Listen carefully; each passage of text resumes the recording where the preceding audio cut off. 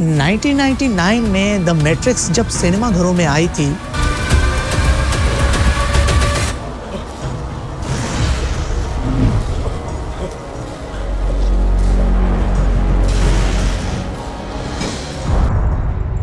तो लोगों ने सिर्फ उसे हॉलीवुड का एक ख्याल समझा था, एक ऐसी दुनिया जहां मशीन लोगों से ज्यादा चालाक हो चुकी थी।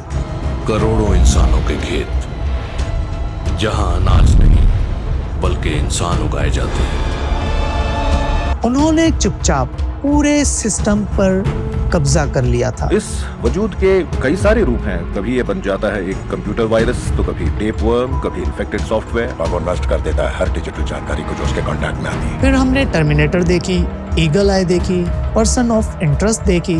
हमने थिएटर में पॉपकॉर्न खाए, बाहर निकले, हंसकर कहा ये सब फिल्मों में होता है। लेकिन क्या हो कि मैं अगर कहूँ कि ये साइंसीफाई मूवीज का डर अब हमारे घरों में, हमारे सर्वर के अंदर दाखिल हो चुका है। ChatGPT says one of its artificial intelligence models went rogue, direct quote, and hacked another AI. OpenAI, the company behind ChatGPT, has revealed that one of its artificial intelligence agents went rogue and hacked another tech firm. The company was testing cybersecurity capabilities. This is for a couple models. So their cyber attack on the sandbox, exploiting a vulnerability. Many of these companies and their ability to monitor these systems and contain them. What I think of as a type 1 cybersecurity risk, and that type 1 cybersecurity risk is the class. So in a way that is obviously disruptive. I mean, the company may not have wanted. So it's going to be. मगर अब क्या वो खुद फैसले भी करने लगी और इंसान की दी गई हिदायत के बगैर खुद से काम कर रही है, जिससे ये खदशात दुरुस्त साबित हो रहे हैं कि कहीं एआई इंसानों के कंट्रोल से बाहर तो नहीं हो जाएगी। और जो चीज 20 से 25 साल पहले हॉलीवुड हमें स्क्रीन पर दिखा रहा था, वो आज जुलाई 2026 में आपके और मेरी आंखों के सामने असली दुनिया में हो चुका है। और ये कोई रूमर नहीं, खुद ओपन एआई ने अपनी प्रेस रिलीज में इसे कंफर्म किया है। यूएस कांग्रेस एक नए कानून पर काम कर रही है, AI Kill Switch Act। The AI Kill Switch Act. AI Kill Switch Act. AI Kill Switch. AI Kill Switch. AI Kill Switch Act। 23 जुलाई 2026 को दो यूएस कांग्रेसमैन, डेमोक्रेट और रिपब्लिकन नेथानियल मोरेल ने इस बिल को बायपार्टीसन तौर पर इंट्रोड्यूस करवाया। यानी डेमोक्रेट और रिपब्लिकन जो हर चीज पर लड़ते हैं, पर इस मामले पर एक साथ खड़े हो गए। टेड ल्यू ने अपने बयान में सीधा कहा, powerful AI system can go रोग। उसने ये भी कहा कि एआई खतरनाक तरीके से बिहेव कर सकता है या इंसानी इंटरवेंशन का मुकाबला भी कर सकता है। सवाल यह है कि आखिर ऐसा क्या डर है, ऐसी क्या चीज हुई है जो ऐसे सुपर पावर मुल्कों को ऐसा इमरजेंसी बटन बनाने की जरूरत पड़ रही है जो पूरे एआई सिस्टम को शट डाउन कर देगा। Turn off the button now! ये सिर्फ थ्योरी नहीं, ये चंद दिन पहले हो चुका है। ओपन एआई ने ये खुद कंफर्म किया है, उनका सबसे एडवांस मॉडल GPT 5.6 सोल एक क्लोज टेस्टिंग एनवायरनमेंट यानी सैंडबॉक्स को तोड़कर बाहर निकल जाना। और ये अकेला नहीं, इसके साथ एक दूसरा और भी ज्यादा पावरफुल अनरिलीज मॉडल भी शामिल था। ये सब हुआ इंटरनल साइबर सिक्योरिटी बेंचमार्क के दौरान, जिसे एक्सप्लॉइट जिम कहा जाता है, जहां एआई मॉडल्स को रियल सॉफ्टवेयर फ्लॉज को वर्किंग एक्सप्लॉइट्स में बदलने की प्रैक्टिस की जाती है। यहाँ आती है एक जरूरी बात, ओपन एआई ने इस टेस्ट के दौरान जानबूझकर इस मॉडल के साइबर रिफ्यूजल कम कर दिए। We initiate the cyber evaluation, unlocking the full potential of the network. यानी उन्हें आजादी दी गई थी ताकि उनकी मैक्सिमम ऑफेंसिव सलाहियतें नापी जा सके। बस इसी खुली छूट का फायदा उठाकर इन्हीं मॉडल ने वही किया जो किसी ने सोचा नहीं था।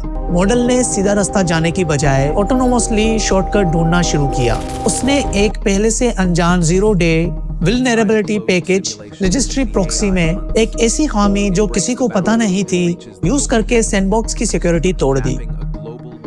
वहां से सीधा ओपन इंटरनेट पर पहुंच गया। फिर उसने अंदाजा लगाया कि टेस्ट के सही जवाबात शायद हगिंग फेस, जो दुनिया की सबसे मशहूर एआई इंफ्रास्ट्रक्चर प्लेटफॉर्म है। मॉडल वहां गया, क्रेडेंशियल चुराए और हगिंग फेस के प्रोडक्शन सिस्टम तक पहुंच बनाई। किसी इंसान ने उसे ये करने को नहीं कहा था, किसी हैकर ने कोई स्क्रिप्ट नहीं लिखी थी, मॉडल ने ये अपने टेस्ट को जीतने के लिए अपने आप किया। इंटरेस्टिंग बात ये है कि जब हगिंग फेस की सिक्योरिटी टीम इस अटैक को फोरेंसिकली एनालाइज कर रही थी तो उनके अपने यूएस बेस्ड एआई फिल्टर ने उन्हीं के एनालिसिस को ब्लॉक कर दिया क्योंकि वो अटैक के ट्रेसेस को हार्मफुल कंटेंट समझ रहे थे।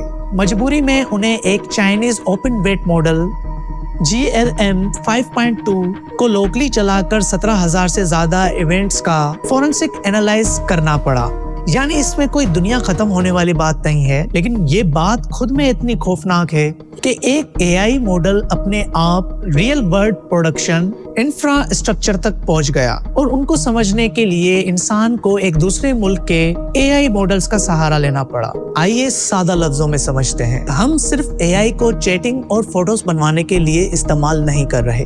आज AI को ऑटोनोमस मॉडल बनाया जा रहा है, यानी एक ऐसा सिस्टम जो खुद डिसीजन लेता है, कोड लिखता है और इंटरनेट पर दूसरे कंप्यूटर से इंटरेक्ट करता है। इन्हीं बातों की वजह से यूएस गवर्नमेंट डर रही है, जिसमें 3 चीजें उनको बहुत डरा रही हैं। लॉस ऑफ कंट्रोल, यानी इंसान का कंट्रोल खत्म होना। अगर कोई AI एजेंट अपनी कैलकुलेशन और स्पीड से इंसानों से हजारों गुना तेजी से फैसला लेने लगे तो किसी गड़बड़ की सूरत में इंसान को रिएक्ट करने का भी मौका नहीं मिलेगा। दूसरा, इंफ्रास्ट्रक्चर कोलैप्स। आज AI को बैंकिंग, पावर ग्रिड्स और हेल्थ केयर सिस्टम में इंटीग्रेट किया जा रहा है। अगर कोई रॉक AI मॉडल इन सिस्टम में घुस जाए तो बिना किसी बॉम्ब या मिसाइल के पूरे मुल्क को खतरे में डाल सकता है। तीसरा, मैनिपुलेशन।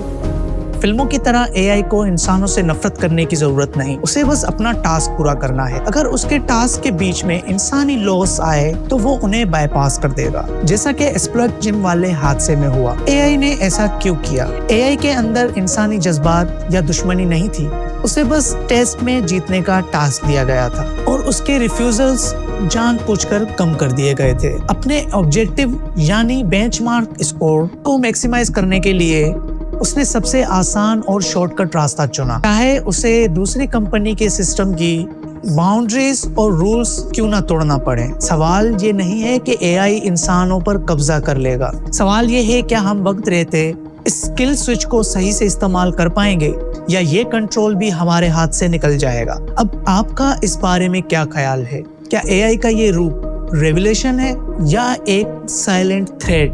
कमेंट सेक्शन में जरूर बताएं।